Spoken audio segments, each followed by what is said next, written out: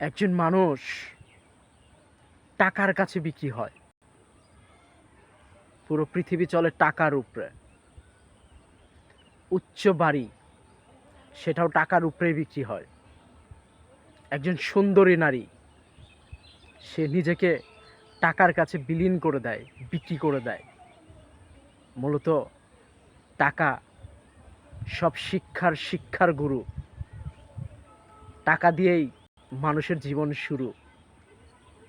টাকা দিয়েই মানুষকে করে গুরু। টাকার শহরে মানবতা নিয়ে কোনো কথা চলবে না। মানবতা সবে মানুষের পিছনে থাকে, আর টাকার মানবতা মানুষকে সামনে রাখে। ঠিক আছে, বুঝছেন না বিষয়টা? মানুষ মানুষের কাছে বিক্রি হয় না, টাকার কাছে সুন্দরীতমা এবং সব কিছুই বিক্রি হয়। মূলত টাকাই বড় গুরু। এই জিনিসগুলো যখন জানতে পারবেন, বুঝতে পারবেন, মানতে পারবেন, তারপর থেকে আপনার লাইফ চেঞ্জ হয়ে যাবে আমার এই কথা শুনে। ঠিক আছে, আবেগ দিয়ে পৃথিবী চলে না।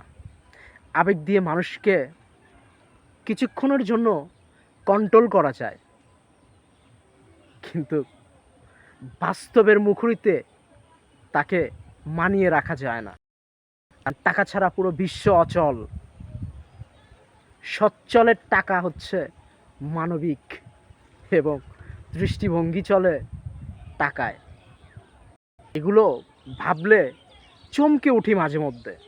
এই কথাগুলো কেন বলি, কী কারণে বলি? পরিস্থিতি তো মানুষকে শিখাচ্ছে, মানুষকে জানাচ্ছে সময় কখনো স্থির থাকে না, সময় সময়ের অনুযায়ী চলছে। মানুষ সময়ের অপেক্ষা বসে আছে। হাস্যকর